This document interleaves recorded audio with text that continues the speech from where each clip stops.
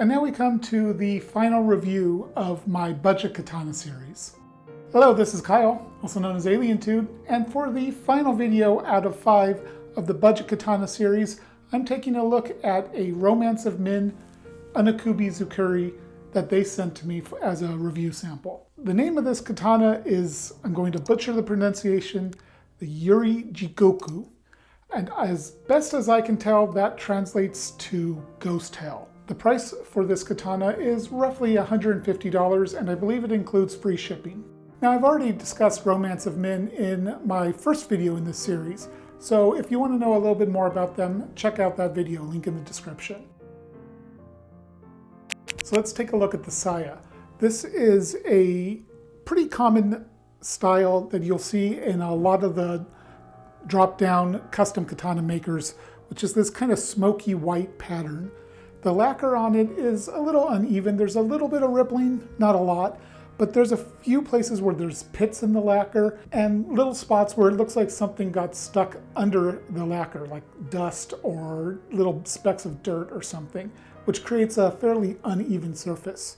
Also, underneath the sageo, it looks like the lacquer wasn't given time to cure properly before the sageo was tied into the presentation knot, because you can actually see the pattern of the weave of the sageo in the lacquer. The fit of the sword to the saya is pretty good. There's a little bit of rattle, but not much. I can hold it upside down, shake it, it's not coming out. And just a little bit of force with the thumb, a little flick of the thumb, and it comes out nicely. It's a good fit. And when I put it back in, most of the time, it goes right back in very easily. Every now and then, like just here, it does bind occasionally, but just a slight adjustment, it slides in pretty easily. There's no separate kojiri. There's a wood kurigata and a buffalo horn koiguchi. The kurigata is seated into the saya really sloppily. It's actually crooked in a spot, and there's a noticeable gap on one entire side. I'll have some close-ups showing it. Normally, to cover this up, most saya makers will spread extra lacquer there. In this case, they didn't do that. The koiguchi is actually formed quite nicely. It's pretty even. There's no lacquer slopped around. There is a little bit of a discoloration in the wood on the mune side of the saya. Not sure what that is, but I don't think it's anything to worry about. The sageo is this nice black and white pattern cotton sageo, and it's a pretty decent quality. It's a little thicker and a little nicer quality than a lot of the sageo you'll find on budget katana. For instance, it's considerably nicer than the sageo that came on my Huawei. But, you know, whether that's worth it to you or not is whether or not you're going to use it, I would imagine. I don't really ever tie a sageo or the saya to my belt or to my obi. I don't even have an obi.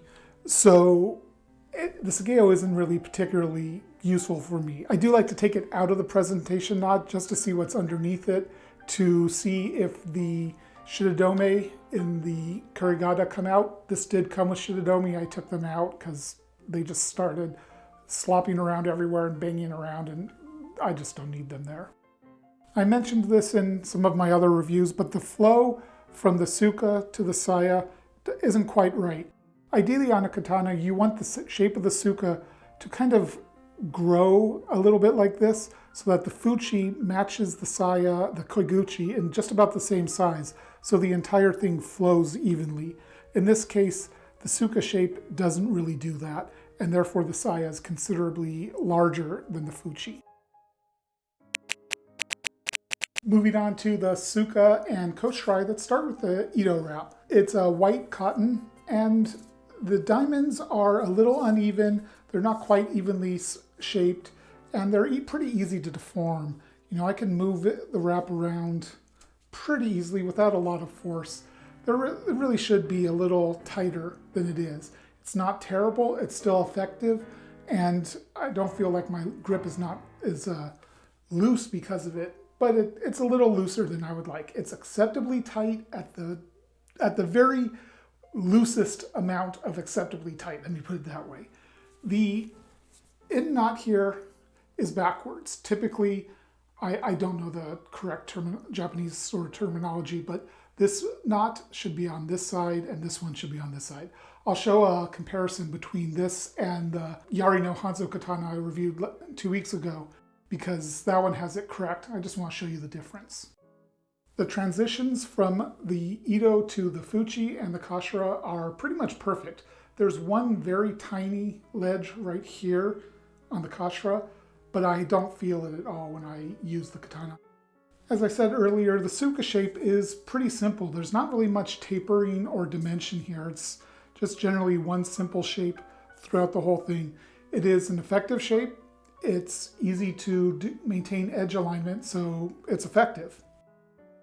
Looking at the koshirae, it's kind of a blossom design. I'm not really sure because the casting quality is pretty poor here. And then besides the poor casting quality, the cleanup job is really quite bad, especially on where there would be casting lines. They have cleaned up the casting lines.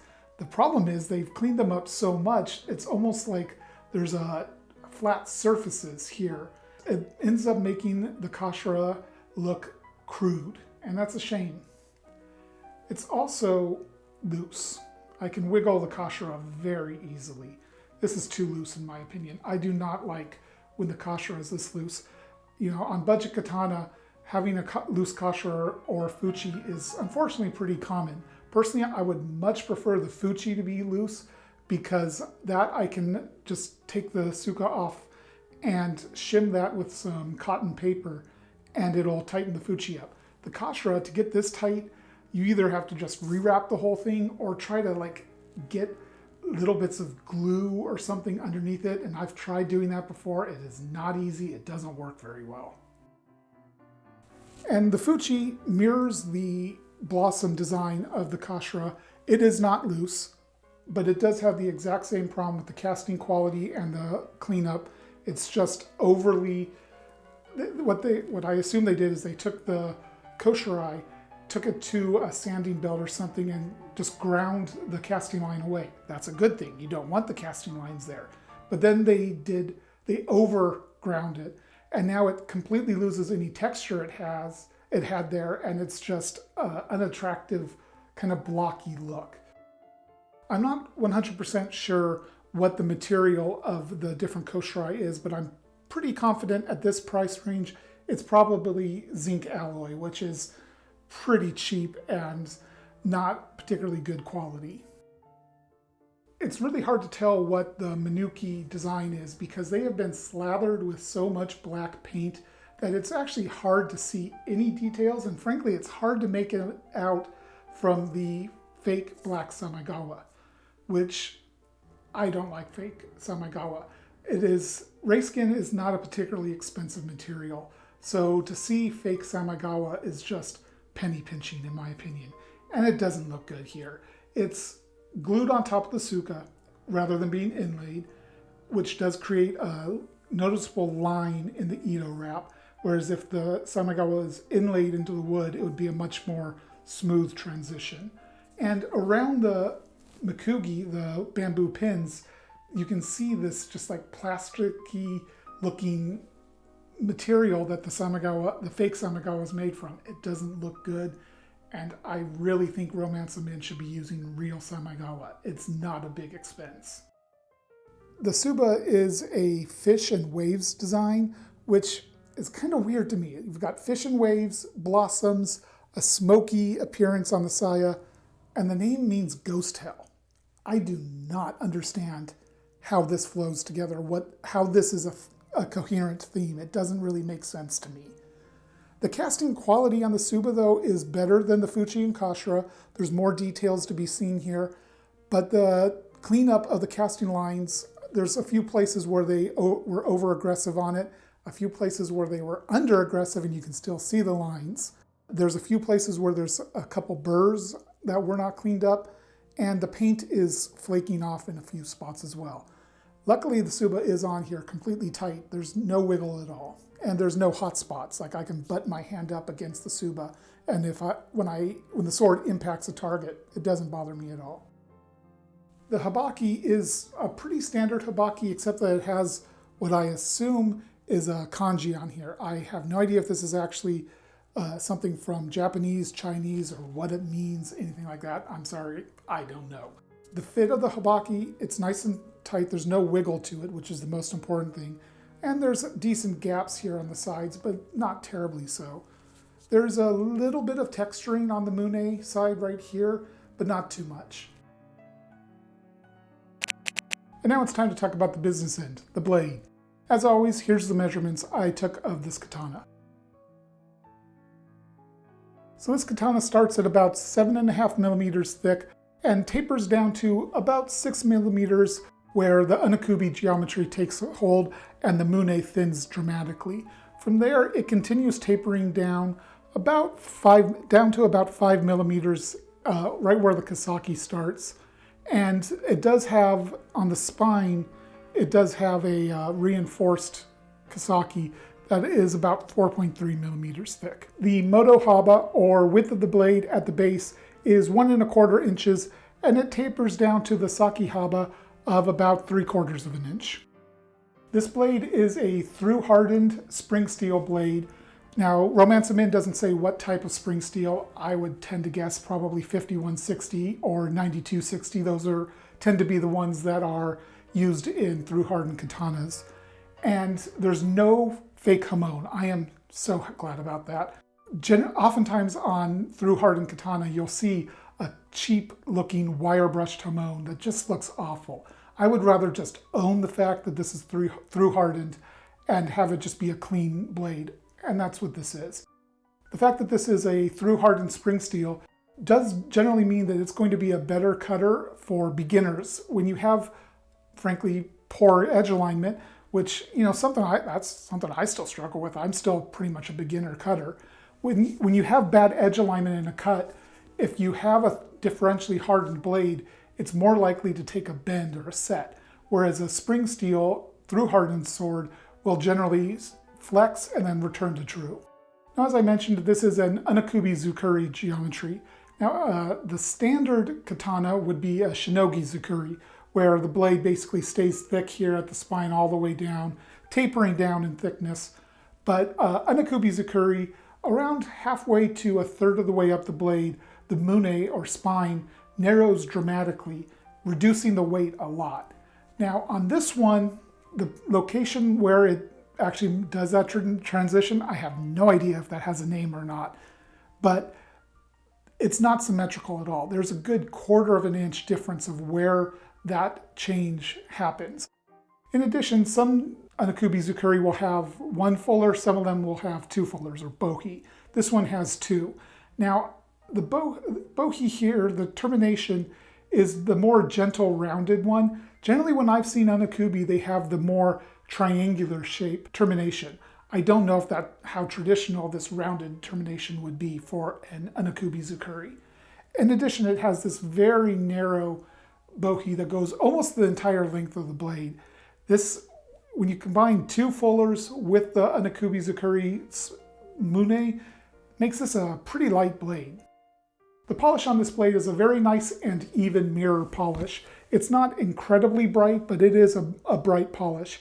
And unlike the other Romance of Min katana I reviewed, there's absolutely no rippling anywhere on this blade. It's completely smooth surfaces everywhere, which I really like. The edge beveling here is excellent, as you expect from a katana. It's one smooth bevel all the way to the edge with just the tiniest bit of niku. Very little niku here. You could honestly say there wasn't any. It's going to be a very light cutter. In terms of sharpness, Romance of Min does advertise this as extra sharp. Let's put that to the test. Insert the sword and then just gently. The key to doing this, I've found, is don't push the sword down, just draw it through, let it do the cutting. It's very sharp. Let's try just the kasaki. The kasaki actually feels a little sharper than the rest of the blade, which, from what I understand, a lot of Japanese cutting techniques use the kasaki, so that's good. Let's talk about cutting performance. Now, I've used this sword in a number of cutting sessions, mostly doing water bottles, but I've also done some pool noodles, and even tatami.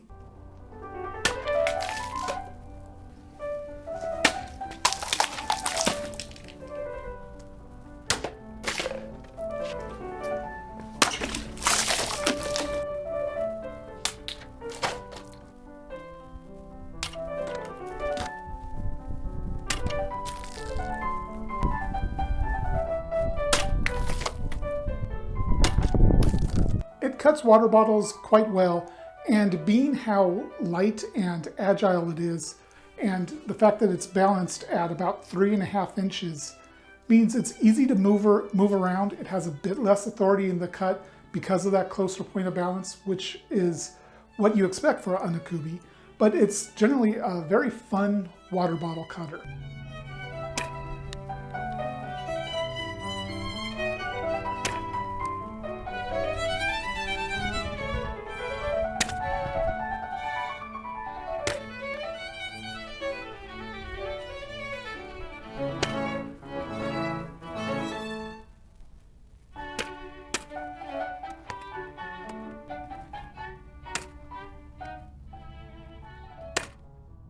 Pool noodles, it was okay. Now when you're cutting a pool noodle, you really need good sharpness. It's one of the most important things about cutting a pool noodle. If it's not sharp enough, it generally is just going to bat the pool noodle aside or maybe tear it as it bites in and then completely tears it apart. You also need good edge alignment. If you don't have those two things, pool noodles aren't going to be cut at all. And overall, it cuts the pool noodles decently.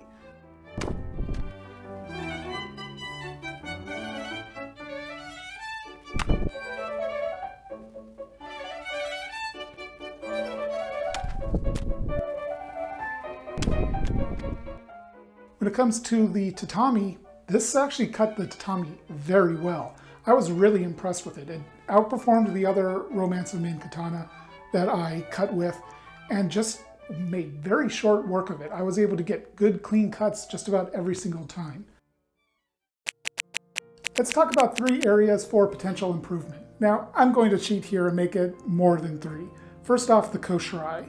The casting quality needs to be improved, and the cleanup of the casting should have a much better touch. Lighter touch in some spots, heavier touch in others.